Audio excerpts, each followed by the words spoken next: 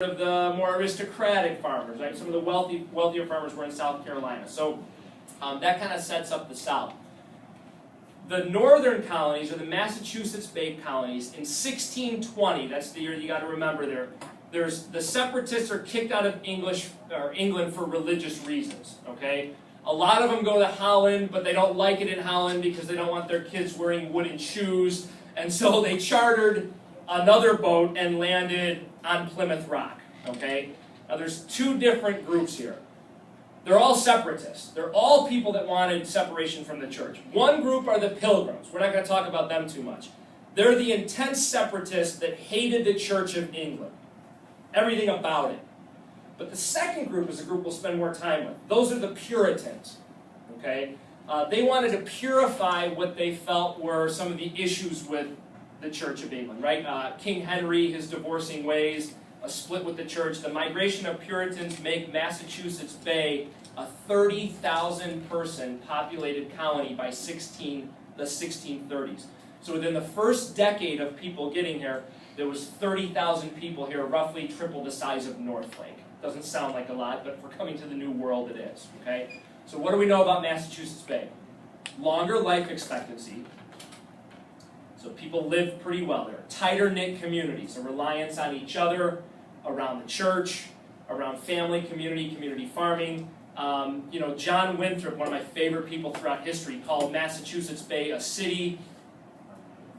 Someone said it, city on a hill, right? And it's a metaphor, really, for all the other colonies around the world, and certainly in the New World, would look up to Massachusetts Bay and sort of, get this impression that Massachusetts Bay did everything right. God chose them to, lead the New World, or they were God's chosen people. There's a sort of a biblical connection with that too. And again, the foundation of those decisions that you see throughout American history, where it just seems like America does something because we think we're always right? That American exceptionalism, that attitude that what Americans do is right. Historians will point back to John Winthrop's City on a Hill reference, and that America thought we had this special place in the world and in the universe from the get-go, right? Where does that come from? It comes really from Winthrop and Massachusetts Bay, that phrase, okay? William Bradford, they had stable leadership, right? A governor that was there for decades. How great was this colony? Well, eventually, they do turn on each other, right? The Salem witch trials, for an example. Second and third generation of Puritans are saying, well, I'm not buying into this crazy Puritan style of life, right? No drinking, no sex, no, living outside your parents' home and things like that. Very strict style of living. So those who were sort of living an alternative lifestyle, should we say, that kind of brings up those Salem witch trials in Massachusetts. Some of them were banished to Rhode Island. Bailey calls Rhode Island the sewer, right? So those are your Anne Hutchinsons, your Roger Williams. Bailey would call them dissenters, people who didn't agree. And eventually the church had to adjust, so they said, okay, we recognize that this new generation isn't as pious as the first. How about a halfway covenant? Write that down, right? And that was, you didn't have to go through this crazy religious experience and be, talked to by God and spread it throughout the church, but you can still get in, but the restrictions weren't as tough anymore. Halfway covenant, okay? The Crucible, a book that, do we still read that in English or no? Yeah. Yeah? Scarlet Letter? No? Hester Prynne? Books written about this age, Salem witch trials, etc. Younger women accusing older women of having affairs, witchcraft. It kind of tears at the colony. So again, Roger Williams and Anne Hutchinson, good names to know for that. Questioning the theology of the Puritan Church. They're also going to Connecticut, other New England colonies, Vermont, eventually New Hampshire, but mostly Massachusetts is kind of the hub of what's going on up there. So northern colonies, they're rocky. They're hilly, they have hot summers, cold winters, a lot like Chicago, hot summers, cold winters. They're not great for farming, so what do they do there? A lot of them fish, a lot of shipbuilding, a lot of whaling, so they're relying on the land, but just not necessarily in a farming sort of way.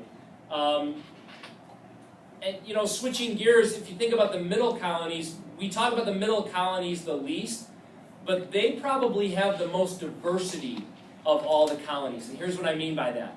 As opposed to the Massachusetts Bay colony or the Chesapeake colony, The middle colonies are sort of in the middle. They're diverse economically in what they do. There's some farming, there's some trading, there's some fishing.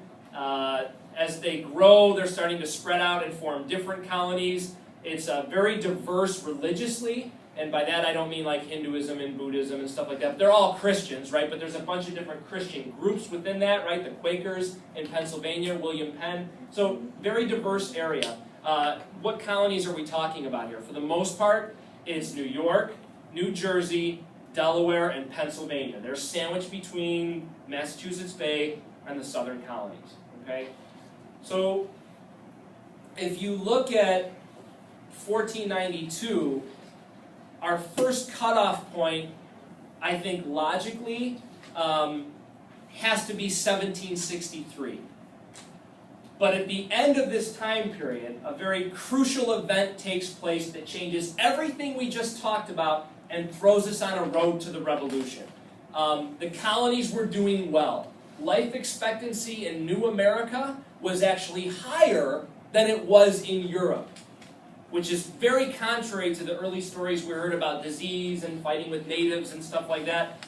And it was all because of a policy called salutary neglect, if you remember that term. England pretty much left the colonies to do their own thing. And when the colonies were left to do their own thing, things went pretty well for the colonies. England was busy with other stuff, other wars. 1754 changes all of that. Huge turning point, and the AP loves the 7 Years' War, also known as the French and Indian War. They love talking about this as an early turning point. The 7 Years' War, truthfully, was this: France versus England, but it was fought both in Europe and a proxy war in the United States. So what Britain has to do is they have to send troops over to protect the colonies, because it's one of their possessions. And the colonists actually joined in the fighting too. So George Washington was a 21-year-old, fighter in this 7 Years' War. He was actually shot during the war. Casimir Pulaski would, I don't know, was he American Revolution or 7 Years' War? We just had an off day for him in March. Revolutionary War. He's coming. But the Brits are mad by the end of this war because we get our butts kicked in the New World. The fighting in the New World is decidedly, in France's favor and not England, who's trying to provide us for protection. But they're also saying, hey guys, you guys got to step up and fight too. So in 1763, when this war is over, Britain's got a huge bill to pay.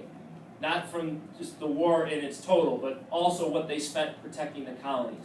They spent a lot of money fighting there.